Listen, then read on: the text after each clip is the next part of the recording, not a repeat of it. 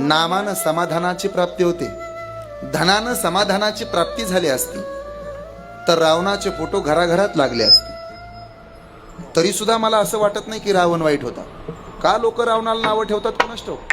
जेवढा अहंकार आपल्याला आहे ना भाऊ, त्याच्यातला 50% सुद्धा रावणाला नव्हता. 7.5 कोटी घरांचा सोन्याचा मालक होता तो. 7.5 कोटी घरं सोन्याची, त्याची कुणाची? रावणाची. पण कधी व्हॉट्सअपला स्टेटस ठेवत नव्हता, कधी फेसबुकला फोटो नाही टाकला रावणानं. का पाहिलं इंस्टाग्रामला त्यानं स्टोरी ठेवली आणि खाली लिहिले रावण बोलते सबको कोलते, असं लिहिलं का कधी? एवढा श्रीमंत राजा रावण आहे. स्वतःचा सक्का भाऊ बिभीषण साहेब दुसऱ्याच्या पार्टीत गेला रामाच्या, मग बिभीषण सोडून गेलाय म्हणून फेसबुकला कधी पोस्ट नाही केली रावणानं. वर बिभीषणाचा फोटो खाली हॅशटॅग आपलेच गद्दार. एवढा श्रीमंत रावण होता.